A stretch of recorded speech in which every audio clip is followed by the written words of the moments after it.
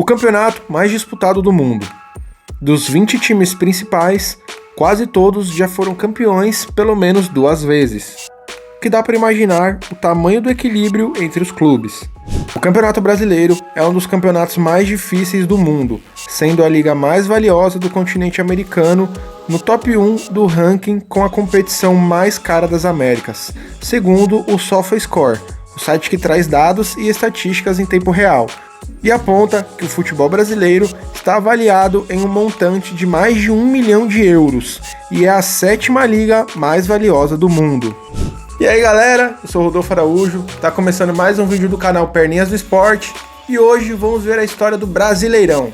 Então eu gostaria de pedir para você que ainda não se inscreveu, se inscreve aqui no nosso canal, deixa o like e agora bora saber tudo o que aconteceu ao longo dos anos no Campeonato Brasileiro.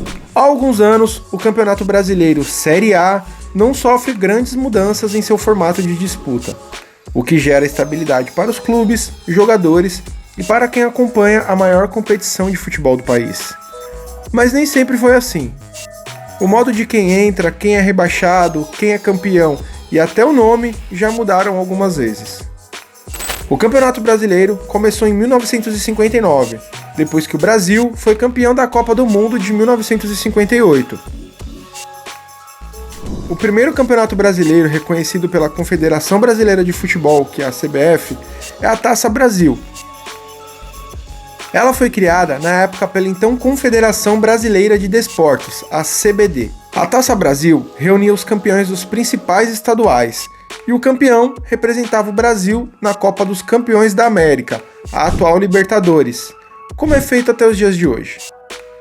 Na primeira edição, reuniu 16 times que se enfrentavam em mata-mata. O primeiro campeão foi o Bahia, que venceu o Santos na final.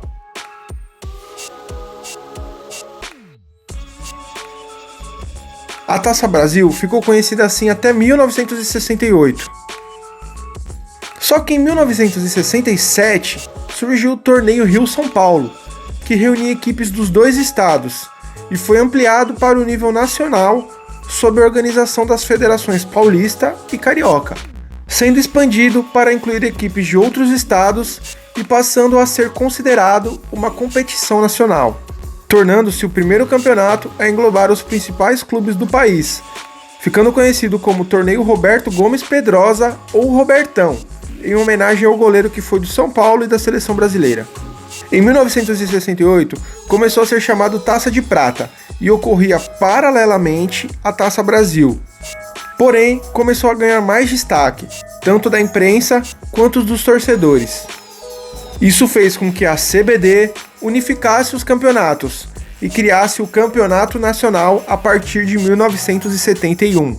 Então, por 2 anos é como se houvesse 2 campeonatos brasileiros na mesma temporada. E por isso, em 1967, o Palmeiras tem 2 títulos no mesmo ano. E também por isso, em 1968, temos 2 campeões, o Botafogo com a Taça Brasil e o Santos com a Taça de Prata, a famosa Taça Robertão. A partir de 1971, o campeonato passou a reunir 20 clubes e foi criada uma segunda divisão. Naquela primeira edição, por exemplo, os times foram divididos em 2 grupos, mas jogavam todos contra todos. Os 6 primeiros colocados de cada chave se classificavam para a segunda fase e nela os 12 clubes foram divididos em 3 grupos com 4 em cada, jogando em 2 grupos, classificando o primeiro lugar de cada grupo. Depois, os 3 finalistas se enfrentavam em turno único. O Atlético Mineiro foi o campeão de 1971. Se chamou Campeonato Nacional até 1974. E a partir de 1975 se chamou Copa Brasil, até 79, ano em que a CBD deixou de existir e foi criado a CBF, chamando o Campeonato Brasileiro de Taça de Ouro entre 1980 e 1983.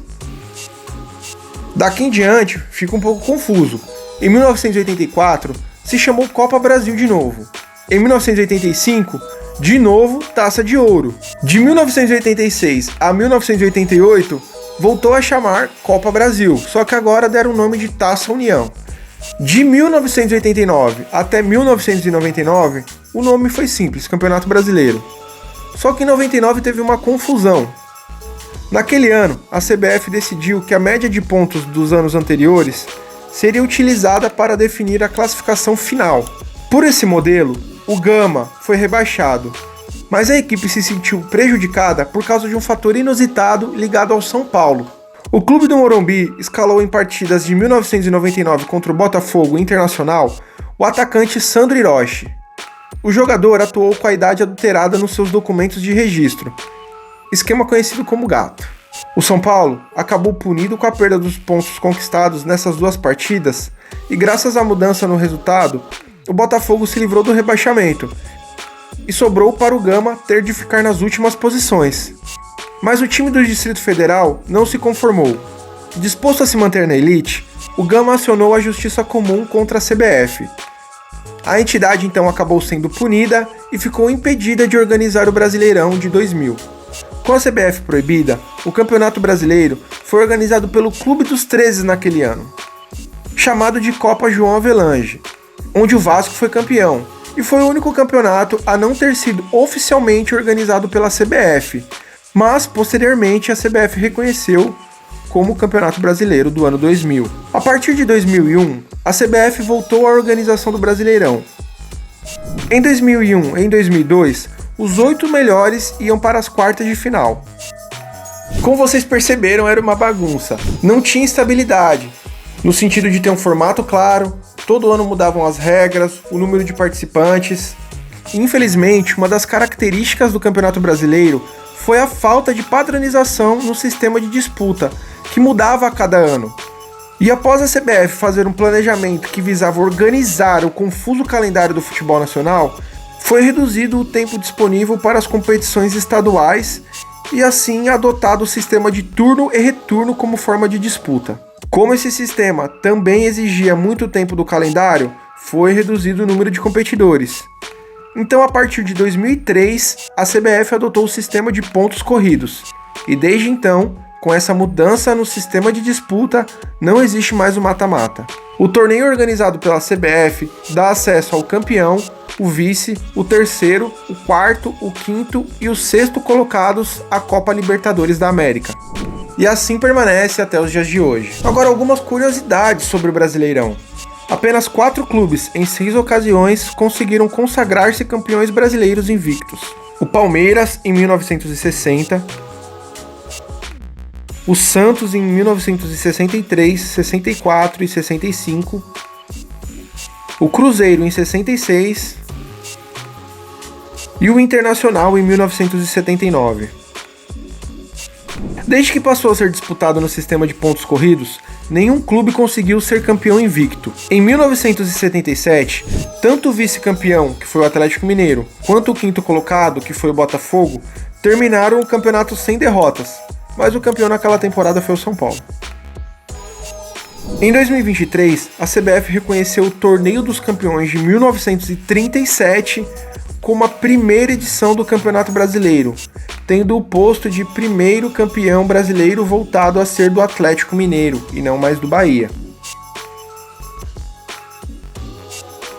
A maior goleada no Brasileirão foi do Corinthians em cima do Tiradentes do Piauí em 1983 por 10-1. O maior marcador em uma única partida foi o Edmundo pelo Vasco. Fez todos os 6 gols em cima do União São João em 1997. O São Paulo é o único clube a vencer 3 vezes seguidas, 2006, 2007 e 2008. Roberto Dinamite é o maior artilheiro da competição até hoje, com 190 gols. Washington Coração Valente é o maior artilheiro em uma única edição, com 34 gols em 2004.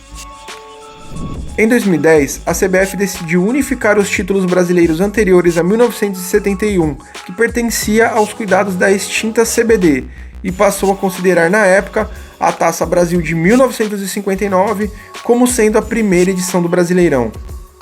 De volta para 2023, tivemos um dos campeonatos mais equilibrados de todos os tempos. Apenas na última rodada descobrimos o campeão e os rebaixados. Pela primeira vez na competição, o Santos foi rebaixado. América Mineiro, Curitiba e Goiás foram rebaixados pela 7ª vez. Nenhum dos outros clubes foram rebaixados tantas vezes. São Paulo e Flamengo são os únicos clubes que não caíram na competição. O Palmeiras chegou ao seu 12º título de Campeonato Brasileiro. E é o clube com mais taças, seguido de Flamengo e Santos com 8 títulos. É extremamente importante a estabilidade no formato e nas regras, para a clareza do campeonato. Que continue assim para que as histórias possam ser contadas e lembradas com mais facilidade. Porque deu um trabalhão para juntar todas essas informações aqui. Por isso eu gostaria de pedir para você deixar o seu like, se inscrever caso você não seja inscrito ainda aqui no nosso canal. E assim o YouTube entrega esse conteúdo para mais pessoas. E é isso, pessoal. Chegamos ao final do vídeo. Obrigado pela sua companhia, obrigado por assistir. Até a próxima. Fui!